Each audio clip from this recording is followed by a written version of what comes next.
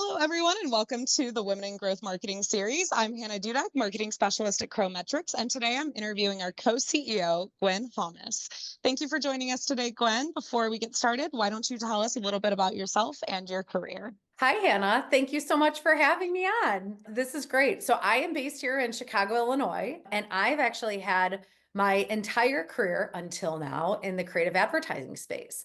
So, I joined Metrics because I was working with a lot of CMOs and heads of marketing and seeing how they really were getting more and more pressure on them to showcase what are the tangible results. And so while I love big ideas and I love the power of imagination and I love everything in the creative advertising space, I was feeling like I was a point in my career where I could maybe help, head marketers in kind of different ways to show tangible growth. And that's really where I got to know Chrometrics and the great work we're doing with our founder, Chris Newman, and the whole team. And I said, hey, I'm going to take the plunge to go in a different direction here. And so far, so good. Gwen, can you tell me how you got started in your career? Yeah. So I actually studied economics in college, actually got into college as a Spanish major until my mom told me that nobody's going to pay you to speak Spanish, get another major.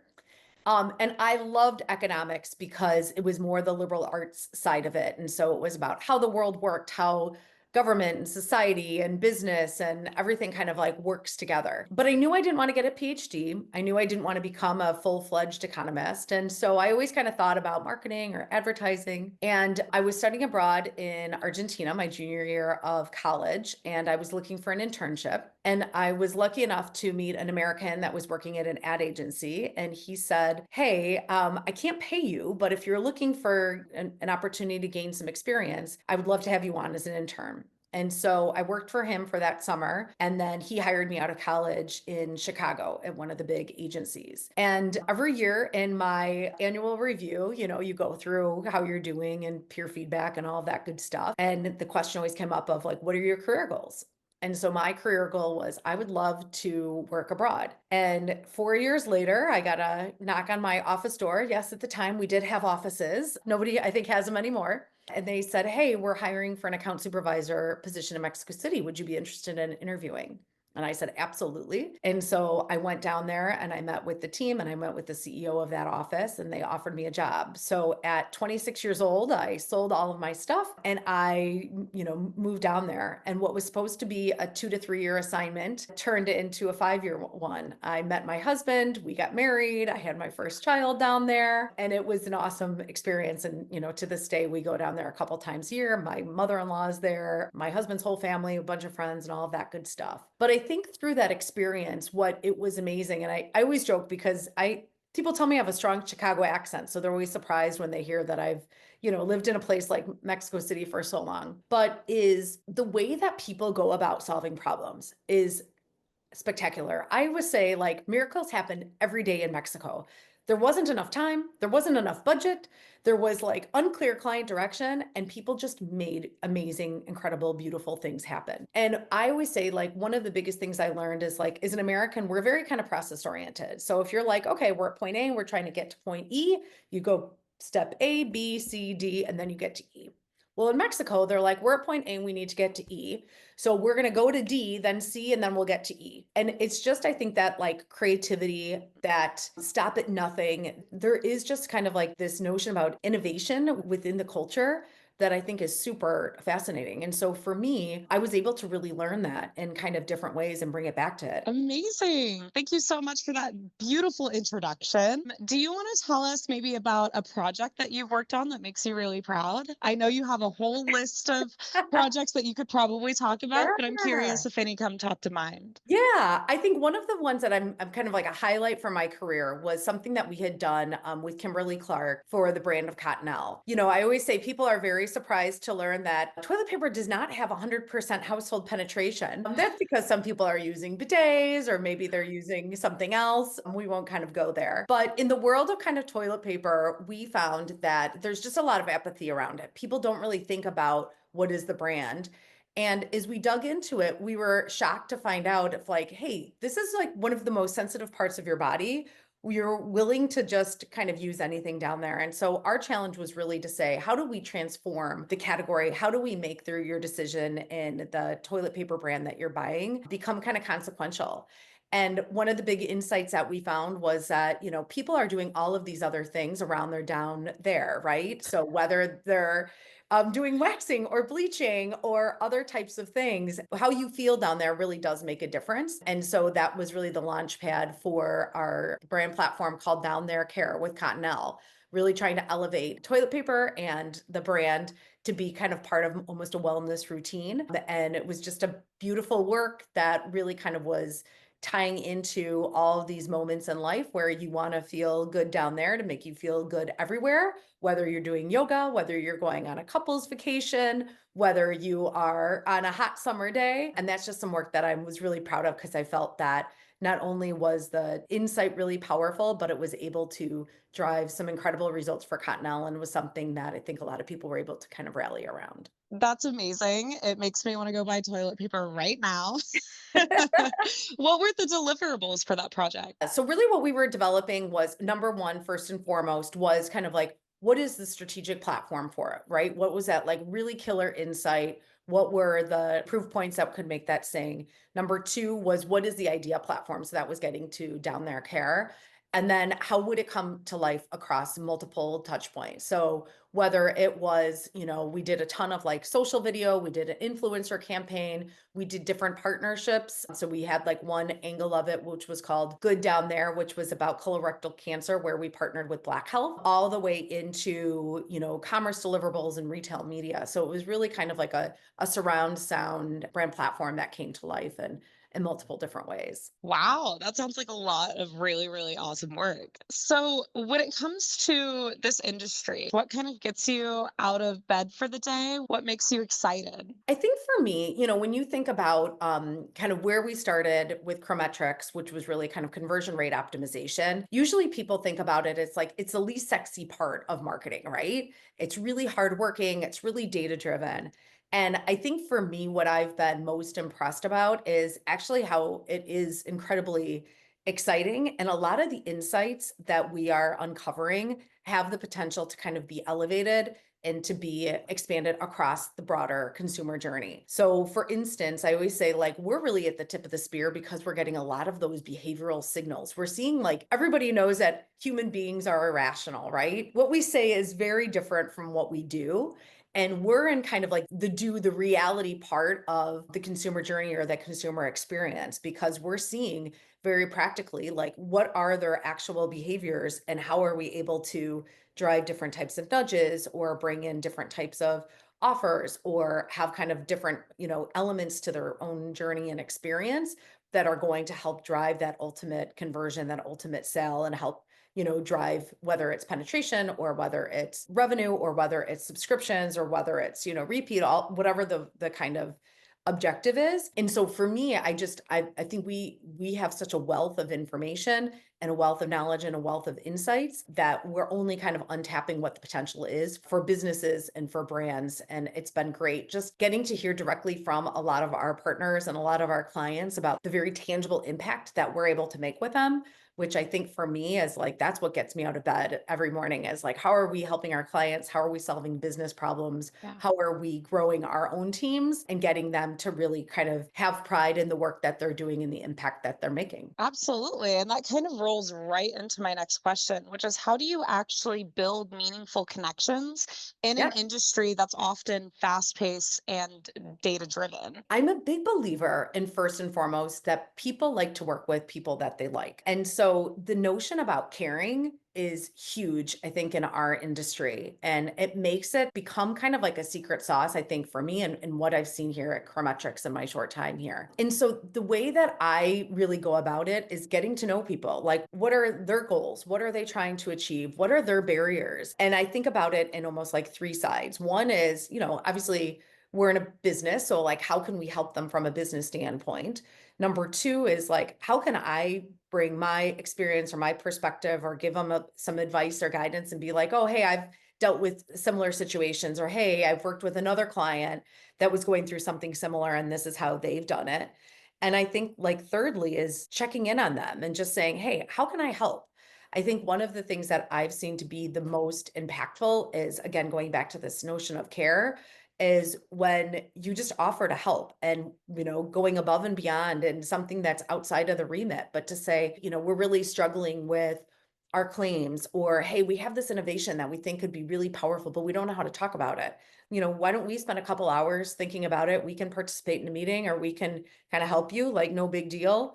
And all of a sudden, I think that goes to show what kind of the care is and the impact beyond maybe the more kind of transactional parts of a business relationship. Absolutely. And what I really love about what you said was giving that guidance to other people. And that kind of brings me to what is something that you would tell your younger self or maybe a younger woman in your industry? This is going to totally sound cliche, but it's advice that took me a long time to really kind of like take on board and action, which is be yourself, be like who the natural is for you. I'm a big believer in kind of working towards your strengths. And for instance, I had one of my mentors say to me, he's like, we're having these conversations. I'm seeing you in front of clients and you're very personable and you're very human and you're showing like you care, but you're thoughtful and strategic.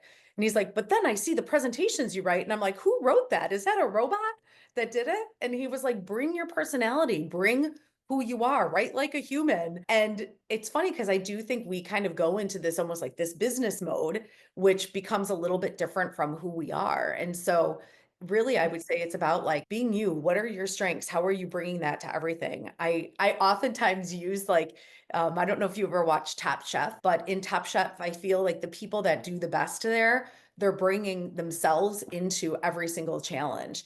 And you can see it's a very hard thing to do, but when you do it, it's like it sings in a different way and it becomes this really kind of special experience. I think that's really, really great advice. And I love the Top Chef analogy because when you watch those shows, they're always bringing in elements from their different cultures and their different backgrounds, or they're making a dish inspired by their family. And I think if we put that kind of love and care into the work that we do, we can really get somewhere. Absolutely. When it comes to, growing as a leader in your field, what are some strategies or habits that have actually, helped you get to where you are today? I think first and foremost, it's kind of just a lot of hard work. One of the things I joke that I have something I've coined is corporate perseverance, where I can like work really hard. I, will stop at nothing. Like if there's a challenge, it doesn't kind of get me flustered. I'm just like, all right, I'm going to get after it and I'm going to do that. And I think that notion of hard work is first and foremost. I think number two is the notion about not looking for like praise or recognition. I mean, I think I've been very lucky that people have noticed my impact and my hard work and my efforts and all of that kind of stuff. And I was never that person that was kind of like, seeking the stage or being overly out into the industry, which I think is a little bit of an anomaly, to be honest, because I see a lot of other people and I'm like, man, I should really put myself out there more, which I'm trying to do slowly and surely. But I think there's that. I think number three is I go back to what I was saying earlier about people just want to work with people that they like. And I genuinely like people. I think, there's very few people I aren't able to connect with, or I'm not able to build a connection. I'm always searching for something that like that can find that bridge or that connection point, which at the end of the day has been huge. And then lastly, I think because I'm very like client centric, I'm more of like a servant leader, I would say, meaning that I just double down on, how can I help them? How can I solve their problems? And it was interesting because even in my last role, our global CEO called me when she offered me that job and she was like, we need more client centric leaders and you're one of them. And so I want you to co-run one of our offices for us. So that would be a bit of kind of my secret sauce to success. When it comes to your career, I'm sure you've had a lot of highs and a lot of difficult moments. When it comes to handling stress, what do you do to best support yourself during those moments? I mean, you hit the nail on the head. This industry is like not for the faint of heart, right? And there's really high highs and there's really low lows. I go back to the point that I am actually the youngest child in my family. So I think I have a level of resilience. I had an older sister and an older brother, and I am kind of known as like somebody that is able to let things roll off their back. And I don't necessarily take things on and make them as personal, which I know a lot of people struggle with. Like I'm able to kind of separate of like, this is happening in the business, or this is happening at the agency, or this is happening like in a certain thing. And it's not a reflection of like me personally. And yes, I have a role to play to kind of get to the other side and to improve it and to find a way. But I think I have like, I just go back to this birth order theory where I think because I almost had to be resilient within my, my childhood years of being the third child, I'm able to do that. Now, what I will say is I think I've learned over the years a lot of almost like the tips and the tricks for me when I am facing a challenge. I think this industry, we move so quickly. And so it's almost easy to really just be like, okay, well, here's a problem and here's how I'm going to solve it. One of the things that I've learned is like when I am dealing with something, number one, if I can, I try to sleep on it. Like, I know it's an old wives' tale. I think it totally works. I feel like I'll go to bed and be like, okay, there's like this solution or this solution. And then I wake up and I'm like, actually, there's this third solution.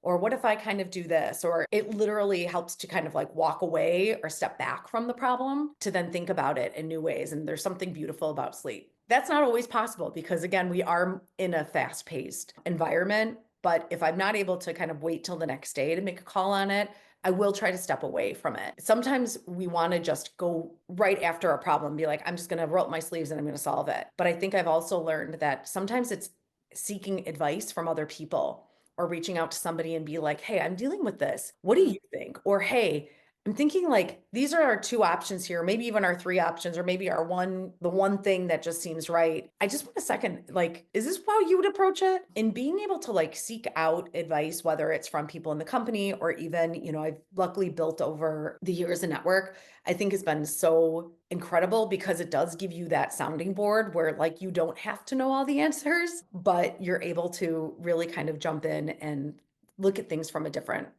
perspective. And I'd say 9 times out of 10, that helps. Now, there's always that, 1 out of 10 chance where like you fall on your face and you make the wrong call. And that I think is what really sucks, to be honest. I mean, that's just where you're like, oh, you look back and you're like, shoulda, coulda, woulda. And you got to kind of, take a moment and you can feel all the feels. But then it's about, I always say to people, it's not about what happened, but it's about what you do next. And so Right. how do you just get up and dust yourself off and take the learning and also say, like, I screwed up, like, that's on me. And I think having the ability to recognize that, publicly in some cases, or if you have a situation with an individual and say, you know what, I made the wrong call and I apologize and I'll try to do better next time, or here's what we can do. I think that just goes a long way to recognizing we're all human, we're all vulnerable, we all make mistakes, but the intent is there to make it right, and it's more about what do you do moving forward. Yeah, absolutely. And I think that that's one thing that, we all can take away from this is it's not about necessarily what you could have done, but what you're going to do moving forward and taking that learning and growing from it, right? One thing that I love that you hit on is not only your big family, but the community that you've leaned on throughout, Yeah. these key decisions and taking care of yourself, right? To hit on that again, what Yeah. role has community played in your professional growth? I think it's been huge. Over the years, I've been able to grow not only like within the industry, but also it's been really, really cool because friends in life, how they've advanced in their careers in very different industries, we're also able to come together and talk about things and get a totally different perspective. So, like some of my best college friends, like, I mean, it kind of seems cliche. One's a doctor, one's a lawyer, one's in finance. And we get together and you just hear what they're going through and you share like, hey, I'm thinking about this or I'm thinking about that or I'm dealing with this challenge. We're all working moms and we're able to kind of share that and drive it forward. Or like one of my newer friends as an adult, she literally lives across the street. Our kids go to school together and she has a big job at the Mayo Clinic, and we talk a lot about like, here are things that we're facing, or here's one thing I want to do. I want to start giving back. I want to start mentoring more. What are you thinking about, and how do we kind of share ideas and just have kind of a sounding board and somebody to bounce off of that same stage in our career, but in totally different industries, which sometimes helps too, because we can very easily get into our own heads in the marketing world. We know this community becomes very small very quickly, which is amazing and awesome. But I think I like the fact that I can balance it out with some outside perspective by, some really incredibly talented, strong women that I trust and are also at the same kind of life stage as me. Leaning on that support is absolutely vital, right? I think we can all relate to that on a very, very deep level. Just that support being uplifted, being able to lean on people for advice. And especially when it's people who are going through very similar things that you've either just went through or that you're going through too.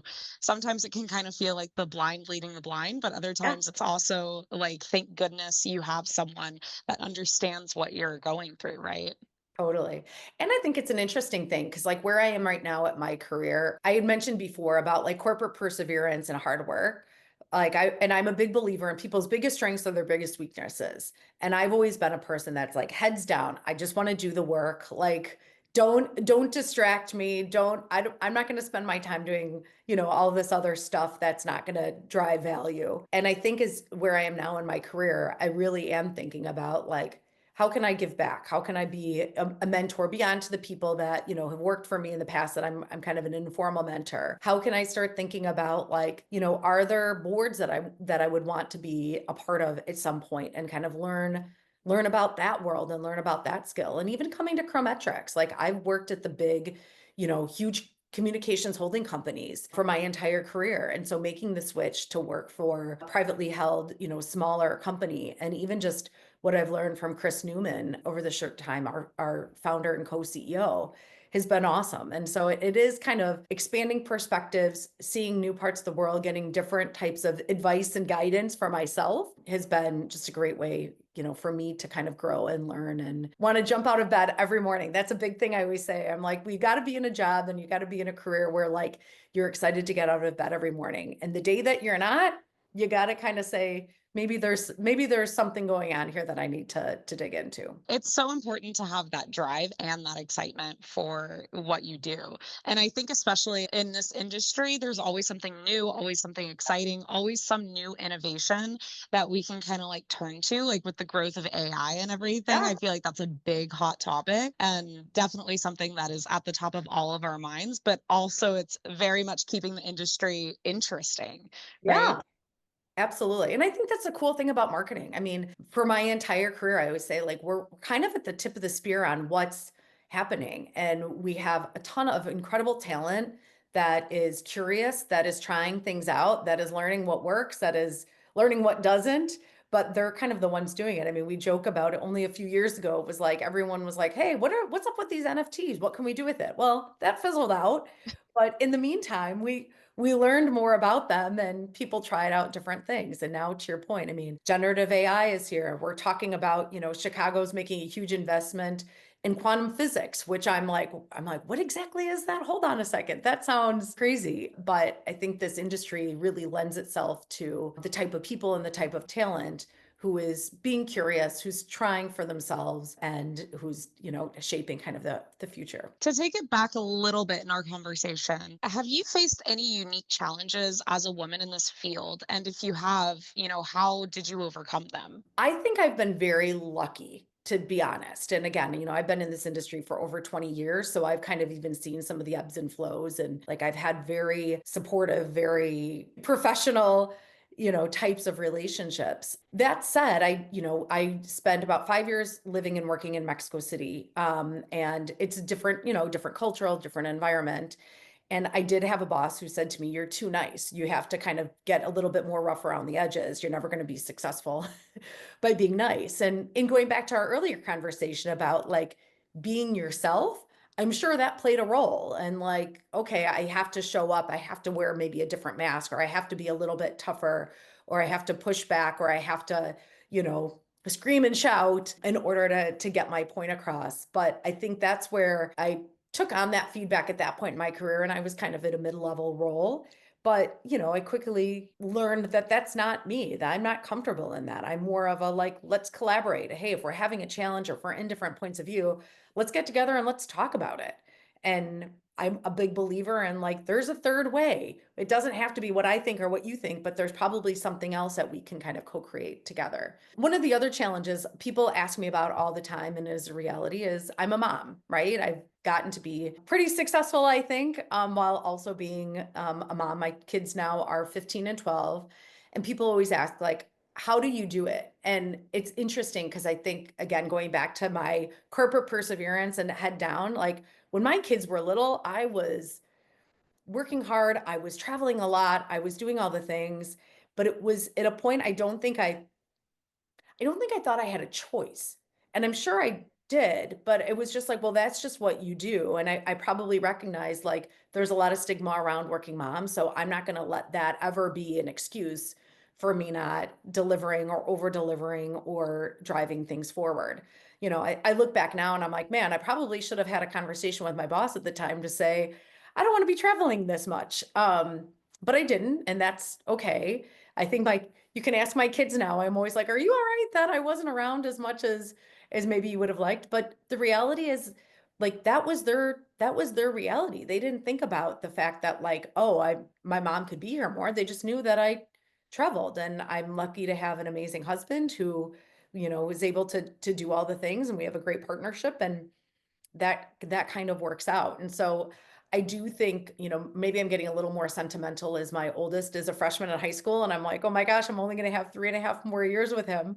So I'm trying to be more intentional about, being around and things like that. But at the same time, we all want our kids to see us leading by example and working hard and doing the things and not being held back because of them. And so I don't know, I'm a really proud mom. I'm a really proud wife. And it's never perfect, but you kind of make it work to the best of your ability and for what works for you personally, for your kids, your spouse. I'm a big believer in like everything happens for the best. So it'll kind of work itself out. How much of that was external and how much of that was internal? And how did that battle, like, come to fruition?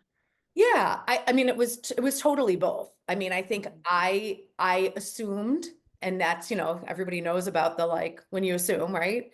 I assumed that I needed to just put my head down and get work done and not bring it up and not say what I needed. I don't think that was necessarily true. Like, I mean, I think about those times and I think about where I was working and my bosses and my management team, like they were awesome. They gave me tons of opportunity. They put me on new business pitches that then we won and I was able to lead those. Like, I mean, that was amazing. That was the time when I was doing Super Bowl work. I was getting a ton of opportunities. And so I think they would have definitely been supportive. I just didn't give them the chance. And I think that's a mix between like, again, my own surveying of what was happening in the world and believing that there's a stigma against working mothers. And so if you speak up, you could get those opportunities taken away from you. I think that was also like, again, I'm put my head down, corporate perseverance, like I can go with this, like no big deal type of a thing. But I think my advice to people is give people the chance to make a choice and trust and believe that they're going to want to do the right thing. I'm a big believer in like everybody has positive intent. Everybody wants to do the right thing. And so you have to also give people a chance. That's why I take a lot of ownership when I look back, because I don't think I gave my agency at the time and my bosses and my management even just the chance because I never brought it up. Yeah, but I think you're speaking to something that a lot of women go through is that internal struggle of should I do this? Should I do that? How are people going to view me as a working mother? How are people going to view me as, in my case, a young woman in this field? And when do we speak up? When do we pick our battles? When do we, state our needs? When we do give people the opportunity, how will they react and constantly worrying about that? I think that that's something, we all deal with. Yeah, yeah, for sure. For sure, 100%. And I think there's always going to be some of that. And we have, new challenges in front of us. And I think about, as I'm now in this side of growth marketing, I mean, it's amazing. We work with engineers and I see, we have women engineers that work on our team. And I know maybe what they've had to deal with and overcome in their career is even more exasperated because there's so few women in some of those fields versus at least I feel in marketing and in advertising, there is at least 50% of the organizations are made up of women. And over time, there's more and more women in leadership roles, which is also helps because I think there's just that kind of natural, like organic advocacy for women that happens. But that being said, I've had a ton of male leaders that have been, I think, incredibly supportive. And again, there's still some of my mentors to this day. And I look back very, fondly on our experiences together. There's something to be said about people who uplift other people throughout their careers and definitely, turning to them and giving them their props, which I know you've done with your mentor. Yeah. Absolutely. Absolutely. So, to wrap up with our final question here, if you could create one initiative to uplift other women in growth marketing, what would it be? Okay, so I'm gonna kind of start from almost like the problem to solve. I think a lot of women have the same challenge I do, which is like we just put our head down, we're trying to get our work done so that then we have very full and varied lives. So whether it's because you have kids, whether it's because you have outside interests and passions, whether it's because, now more and more people, especially women, are caring for like their elderly parents, whether you have pets, whether are just want to do whatever, like whatever your thing is. And so I think that is just a natural tendency of women that we kind of put our heads down in there. And I think one of the things that I want to do, and I'm trying to even do this for myself, because I would never say, let's do this for others without doing it for self, is doing more of like, I call it the micro steps, right? And some people have heard me talk about, there's this woman here in Chicago, her name's Kayla Jeter, and she has this saying about like 1% better every day. I love all these like little behavioral science nudges and tips and tricks. And so it's just checking in on people. Like that would be almost of it is you can create a community. You can do it in a big thing of like, let's get together every month, which is going to be really hard for people to do. Or could we create a text group or a WhatsApp group? Or just something where we're kind of just checking in. It becomes a resource. It becomes something easy for people to do. It's not a huge time commitment. And then over time, if people do want to get in together in person or want to have a Zoom or want to do something bigger, great. But I think just again, that like that checking in, and that's something I'm trying to do more and more of just, hey, how are you doing? Hey, I saw you post this thing on LinkedIn. That seems awesome. I love seeing your continued success. What's going on? I think that starts to help us almost like lift our head up a little bit and see what's going on. Because again, the talent of women in this industry is just incredible. And I think us almost doing that, it becomes a bit of this ripple effect where then they're doing it for other people in their network. And then it just kind of helps create this space where we can learn and share and teach and commiserate and inspire for the next generation and for the future. I've said it before in this conversation, but there's absolutely something to be said about building a community of support and how far that can actually go. So I'm backing that initiative 100%, Gwen. Yes. And it's an interesting thing. I would say too, and I'm like cringing as I'm about to say this, but it's like, see what the men are doing. Like those guys, they prioritize going out to lunch with people. They prioritize grabbing coffee with people. There's some people I think back in my career and I'm like, how in the world were they able to leave work at 10 for a quick, half-hour coffee with somebody in their network? But you look at what they were able to do and you're just like, why aren't we doing this? Because we are so, we're so damn committed to our work and we just want to get things done and we think that that's the key to success and it is a huge key to success. However, to your point, like building your community, nurturing that, being there in kind of all of those different ways to be able to give but also to receive, I think becomes just a really important piece. So I'm also a big believer of like look around, kind of see what works for other people, again, whether it's men, whether it's women, whether it's anything, and be able to kind of like take some of those points and pieces as inspiration for how to build community for yourself. I love that. And I think it's a great note to end on. Thank you so much, Gwen, for being part of our Women in Growth Marketing series. We're so happy to have you. And thank you, everyone at home who is watching. I hope everyone has a great day and we'll see you later. Thanks so much, Hannah. It's great to be here.